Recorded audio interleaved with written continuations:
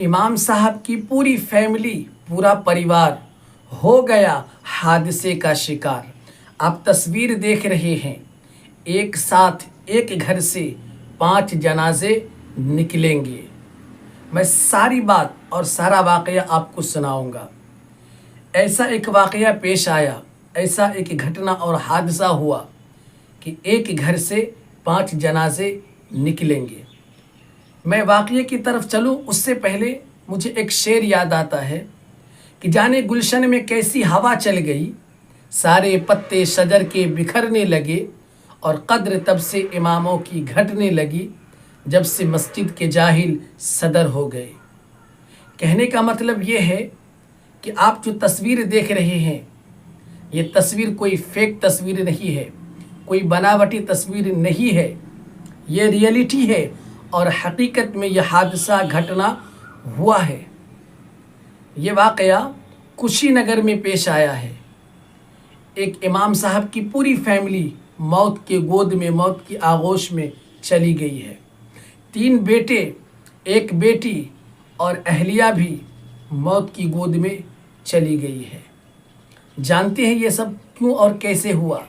कुशीनगर के किसी मस्जिद में कारी मोहम्मद असलम साहब इमामत कर रहे थे। इंतज़ामिया वालों ने जो रहाइश के लिए मकान दिया था, वो मकान रहने के लायक नहीं था, उसमें इंसानों का गुजारा नहीं हो सकता था। इमाम साहब फजर की नमाज पढ़ा रहे थे। उसी वक़्त आसमान से मूसलाधार बारिश होनी शुरू हो गई और मकान इतना कमज़ोर था और उसकी छत इतनी कमज़ोर थी, पानी टपकते टपकते छत इतनी कमज़ोर हो चुकी थी कि इमाम साहब के बाल बच्चे और बीवी सब सो रहे थे। अचानक से वो छत गिर पड़ी और जिसकी वजह से इमाम साहब की पूरी फैमिली मौत की आगोश में, मौत की गोद में चली गई। जानते हैं आप, जब ये 5 जनाजे और 5 मैयतें एक साथ उठेंगी तो ये सवाल होगा तमाम ज़िम्मेदारान मस्जिद के लिए कि क्या यही हक़ है इमामों का? क्या यही ज़िम्मेदारी तुम निभा रहे हो? ये सवाल होगा। और ज़रा सोचिए, उस बाप पर क्या गुजरेगी, उस बाप का कंधा कितना मजबूत होगा कि 5 जनाजों को एक साथ उठाएगा और 5 की नमाज़ें जनाजा एक बाप पढ़ेगा या पढ़ाएगा। किसके वजह से ये सब कुछ हुआ है? अगर ज़िम्मेदारान मस्जिद, इंतज़ामिया वाले इमाम साहब के रहाइश पर तवज्जो देते, ध्यान देते और उनके लिए बेहतर सोचते तो आज ये हादसा नहीं होता। मस्जिद के फंड में लाखों हैं, करोड़ों हैं, मगर इमाम मस्जिद का तनख्वाह नहीं बढ़ सकता। लेटरिंग में टाइल्स लगेगा, वज़ू खाने में टाइल्स लगेंगे, मस्जिद के सहन में टाइल्स लगेंगे, मगर इमाम मस्जिद का तनख्वाह नहीं बढ़ सकता। इमाम मस्जिद के जो रहाइश के मकान है वो मुरम्मत नहीं किया जाएगा। यही जिम्मेदारी निभा रहे हो, आज सवाल का जवाब दो ना। यहाँ 4 बच्चे और 1 औरत मैयत की शक्ल में सवाल कर रहे हैं। अगर हकीकत में तुम जिम्मेदारी निभाते हो और सदर कहलाने के लायक हो या फिर तुम मुतवल्ली सेक्रेटरी कहलाने के लायक हो तो आज जवाब दो। वो बच्चे आज जवाब चाहते हैं, इमाम साहब की पूरी फैमिली आज जवाब चाहती है, इमाम साहब आज जवाब के इंतज़ार में है। ये शर्म से डूब मरने वाली बात है। ये ऐसा वाक़या, ऐसा घटना, ऐसा हादसा इमाम साहब ही के साथ क्यों पेश आता है? इसलिए कि हमने अपने इमामों की कदर करनी छोड़ दी, हमने अपने इमाम की ज़िम्मेदारी को निभाना छोड़ दिया। वो जैसे हैं तैसे हैं वैसे ही रहेंगे, उससे हमारा क्या लेना देना? बस यही तक का लेना देना है कि हमने उसके पीछे नमाज पढ़ ली है, बात ख़त्म। उनके बच्चे कैसे पढ़ेंगे, कैसे पलेंगे, कैसे बढ़ेंगे, उनके घर में खाना खुराक है या नहीं है, کیا کھاتے ہیں، کیا پہنتے ہیں، یہ کبھی نہیں پوچھتے، کبھی خبر و خیریت نہیں لیتے، مگر عوام الناس اور صدر مسجد، سیکریٹری مسجد سب انگلیاں کرنے پر لگے رہتے ہیں۔ آج جواب دو، آج بتاؤ یہ جو واقعہ پیش آیا ہے کیوں ہوا ایسا؟ آپ سروے کیجیے، آپ کو پتہ چلے گا۔ اگر کہیں امام صاحب ہے یا ان کی فیملی ان کے ساتھ نہیں ہے تو پھر ان کے رہنے کے لیے بھی اچھا کمرہ نہیں ہے، اچھا روم نہیں ہے۔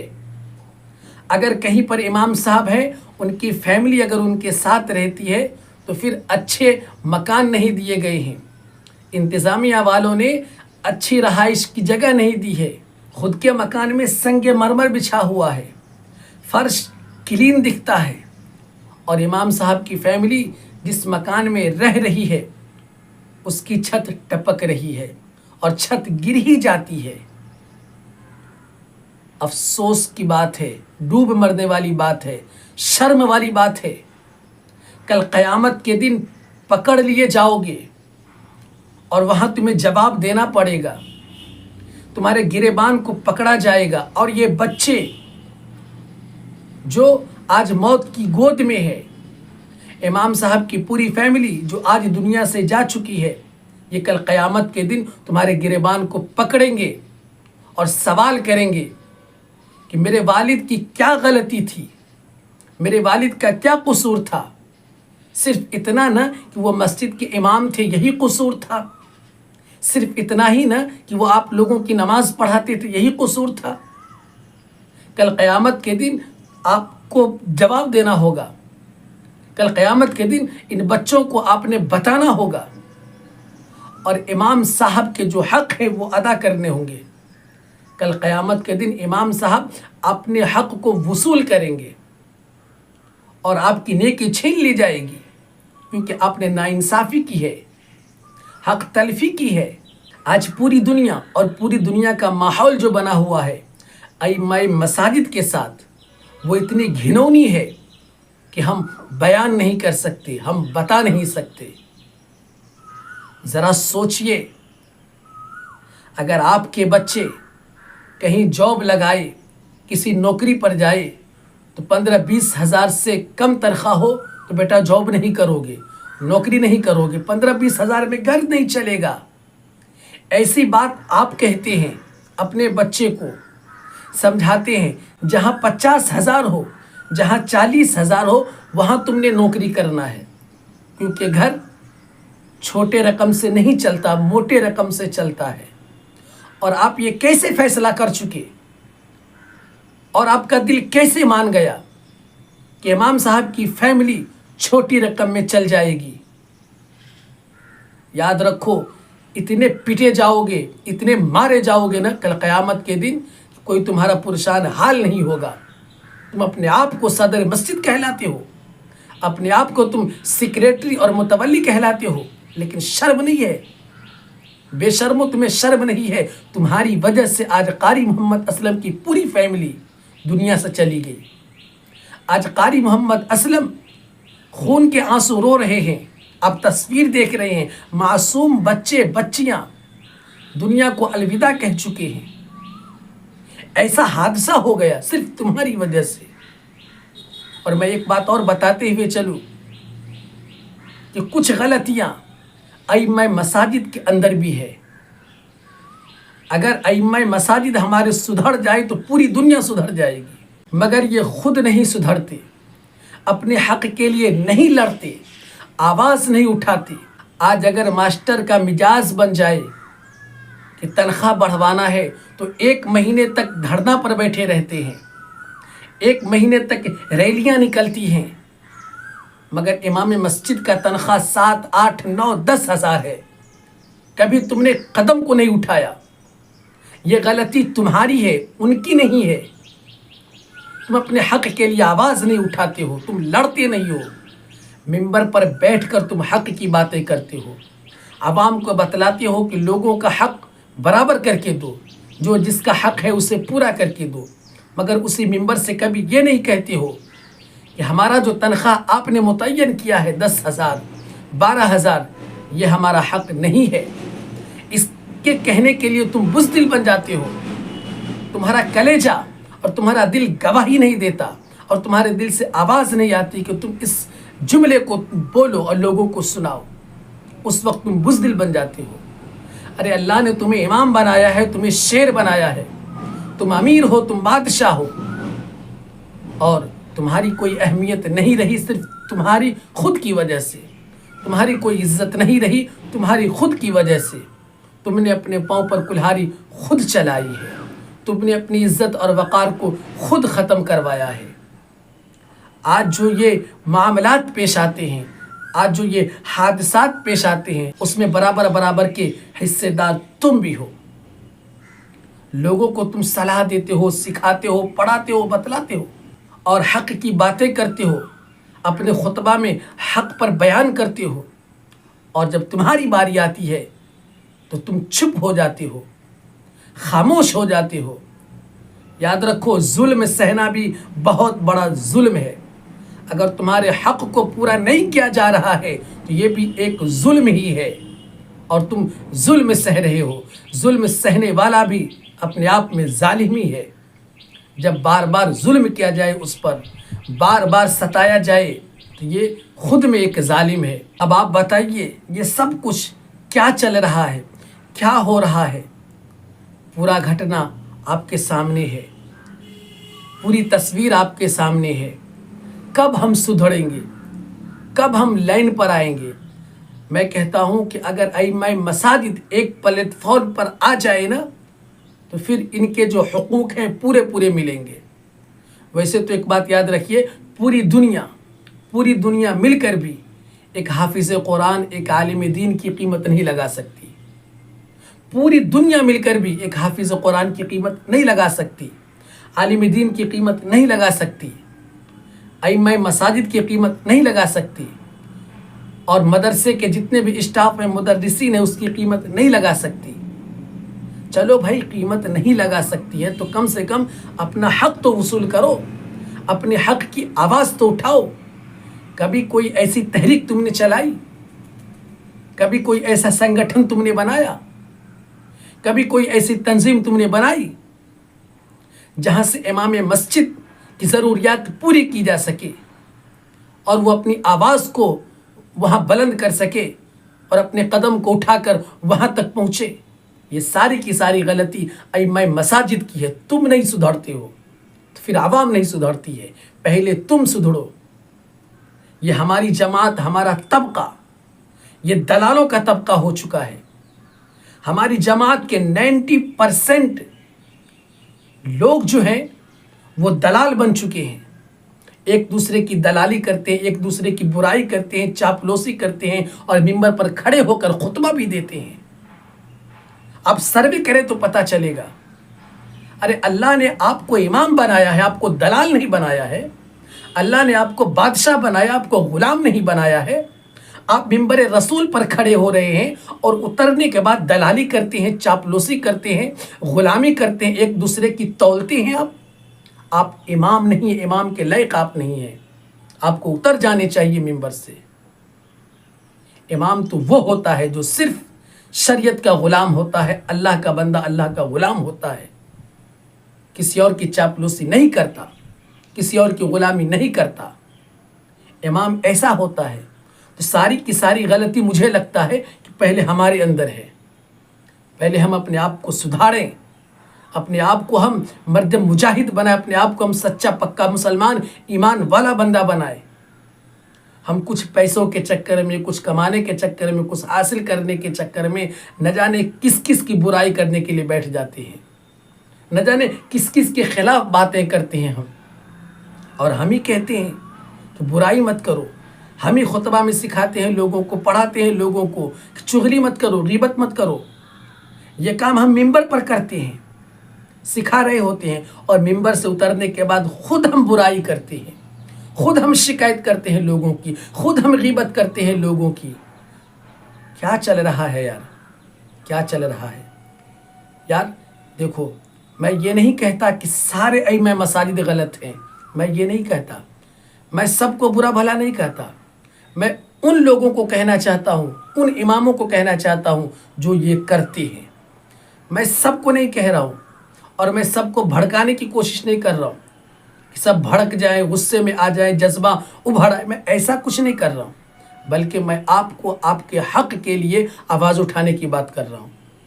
अगर आप मेरी आवाज़ से और मेरे इस वीडियो से सहमत हैं तो आप कमेंट में मुझे ज़रूर बताइए, क्या मैंने कोई गलत बात कही है? नहीं, मुझे लगता है कि मैंने कोई गलत काम नहीं किया, कोई गलत बात नहीं कही है। मैं किसी को भड़का नहीं रहा हूँ। मैं आवाम के ख़िलाफ़ और सदर के ख़िलाफ़, सेक्रेटरी के ख़िलाफ़, मुतवल्ली के ख़िलाफ़ मैं किसी को भड़का नहीं रहा हूँ, बल्कि मैं ये कह रहा हूँ कि आपका जो हक़ है वो हक़ आप उससे लीजिए, आप हक़ मांगिए। आपकी कीमत सिर्फ 7, 8, 9, 10 हज़ार की नहीं है और आप इसी में खामोश हैं, चुप्पी बांधे हुए हैं, ये गलती आपकी है। बस मैं ये अर्ज़ कर रहा हूँ, ये कह रहा हूँ। इसलिए मेरी बात मानिए, मेरी बात मानिए। सारे अइम्मा मसाजिद एक प्लेटफॉर्म पर आइए और अपने हक़ के लिए आवाज़ उठाइए, कोई तंजीम बनाइए। अगर आपने कोई तंजीम संगठन नहीं बनाया है तो मैंने कोशिश की है कि मैं एक तहरीक लेकर चलूँ, एक तंजीम लेकर चलूँ, एक संगठन लेकर चलूँ, और मैंने उसको व्हाट्सएप के ग्रुप का शक्ल भी दिया है। और सारे अइम्मा मसाजिद इसमें जुड़ जाएं और आलिम दीन इसमें जुड़ जाएं तो अपने आप में ये बड़ी ताकत होगी, अपने आप में ये पूरी दुनिया के लिए बहुत बड़ा एक संगठन होगा। देखें, ऊपर में जहां आप टाइटल देख रहे हैं उसके नीचे हमने उस ग्रुप का लिंक दिया है, आप उसको टैप करें और ग्रुप में ज्वाइन हो जाएं। और इस वीडियो को हर मुसलमानों तक शेयर भी करें, हर मुसलमानों तक, खुसूसन आप जो है सदर, सेक्रेटरी, मुतवल्ली, मेंबरान तक आप ज़रूर इसको शेयर करें ताकि उनकी आंखें खुले और आंखों पर जो पर्दा पड़ा हुआ है वो हटे और ईमान जागे कि आज उनकी वजह से क्या क्या हो रहा है। इसलिए इस वीडियो को आप ज़रूर उन लोगों तक शेयर कीजिए जिसको जानने की ज़रूरत है, और इस ग्रुप में आप ज्वाइन हो जाइए। इस वीडियो को शेयर भी कर दीजिए और मुझे उम्मीद है कि अगर आप लोग सपोर्ट करेंगे, हमारी मदद करेंगे और ग्रुप में ज्वाइन हो जाएंगे और बहस व मुबाहिसा ग्रुप में चालू रहेगा तो ये ग्रुप पूरी दुनिया में बहुत बड़ा ग्रुप होगा, ये जमात पूरी दुनिया में बहुत बड़ी जमात होगी। बस हिम्मत करनी है आपको। आप अल्लाह वाले हैं, आप मस्जिद वाले हैं, आप इमाम हैं, आप कुरान वाले हैं, आप हदीस वाले हैं, आप सब कुछ करते हैं, सब कुछ ठीक है आपका, सब कुछ आपका ठीक है, मगर एक कमी है। बस कमी ये है कि हम कभी अपने हक़ के लिए आवाज़ नहीं उठाते, बस ये। और मेरी आवाम जो है ये भी अपना दिल नहीं खोलती, कभी इमामों के लिए दिल नहीं खोलती, कभी हदिया नहीं देता, कभी सलाम व मुसाफ़ा करके कुछ हदिया नहीं देता ताकि उनके जेब खर्च निकल जाए। ये दोनों तरफ की गलतियाँ हैं, ठीक है। बस गुजारिश है आपसे, इस वीडियो को शेयर कीजिए हर मुसलमानों तक और हर अइम्मा मसाजिद तक और हर सदर, हर सेक्रेटरी, हर मुतवल्ली, हर मेंबरान तक आप इस वीडियो को शेयर कर दीजिए। और ख़ास तौर पर इमाम साहब के दिल पर, कारी मोहम्मद असलम साहब के दिल पर आज एक पहाड़ टूटा है। बहुत दुख हो रहा होगा उसे, बहुत तकलीफ़ हो रही होगी। वो बाप ही ऐसा होगा जो आज अपने कंधे पर 5 लोगों के जनाजे को लेकर जाएगा, जिसमें 3 बेटे, 1 बेटी और बीवी, उनका जनाजा अपने कंधे पर उठाएगा। अल्लाह जाने उस बाप पर क्या गुजरेगी आज, कैसी हालत होंगी उसकी। कारी मोहम्मद असलम साहब आज खून के आंसू रो रहे होंगे। कौन जवाब देगा, कौन उसको मतलब जाकर आश्वासन देगा, कौन उसको तसल्ली देगा? है किसी में हिम्मत, है किसी में ताकत? नहीं है ना। पूछो उससे जिसका एक बेटा दुनिया से चला जाता है, पूछो उससे जिसकी एक बेटी दुनिया से चली जाती है, पूछो उससे जिसका कोई रिश्तेदार दुनिया से चला जाता है। आज पूछो कारी मोहम्मद असलम से, उसके घर से उनकी फैमिली आज निकल गई है, कोई नहीं रहा, कोई बाकी नहीं रहा, अकेला तन्हा कारी साहब रह गए। نہ بیٹے رہے، نہ بیٹی رہی، نہ بیوی رہی، کتنا بڑا پہاڑ ٹوٹا ہے۔ اس لیے گزارش کرتا ہوں میری بات کو مانیے، میری بات کو مانیے۔ کب تک آپ کھینچتے رہیں گے اس گاڑی کو جس میں پیٹرول ہی نہیں ہے؟ کب تک آپ دھکے لگاتے رہیں گے؟ اس لیے دھکا لگانے والی جو بیماری ہے اس سے باہر نکلیے اور پیٹرول ڈال کر گاڑی چلائیے، پھر دیکھیے آپ کی زندگی بھی اچھی گزرے گی، آپ کے بال بچے بھی اچھے پڑھیں گے اور پلیں گے اور بڑھیں گے۔ آخر میں امام صاحب کے بال بچوں کے لیے دعا کیجئے کہ اللہ تعالیٰ امام صاحب کی بیوی اور بچوں کی بال مغفرت فرمائے اور جنت الفردوس میں اعلیٰ مقام عطا فرمائے۔